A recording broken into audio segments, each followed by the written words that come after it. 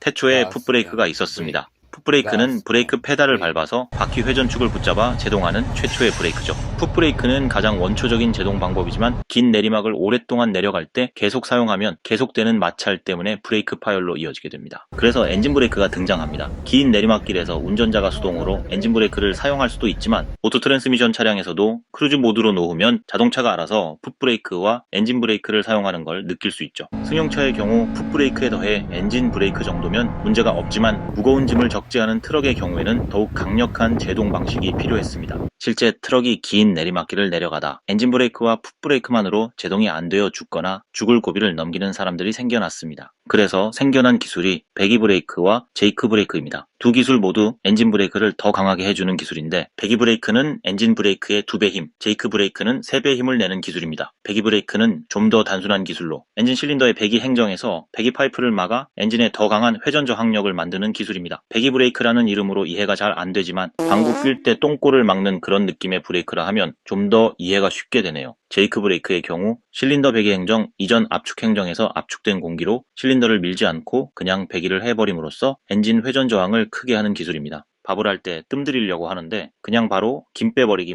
이런 느낌인데요. 이 기술을 상용화한 회사의 이름을 따서 제이크 브레이크라 부르며 압축 공기를 배출하는 소리가 두두두 나는 것이 특징입니다. 참고로 1톤 트럭 포터에는 배기 브레이크나 제이크 브레이크가 적용되어 있지 않습니다. 80년대에 국토 개발을 책임지던 추억의 세안 덤프 트럭이나 현대 91 A 트럭 등 훨씬 더 큰 트럭들에는 배기 브레이크가 적용되어 있었고요.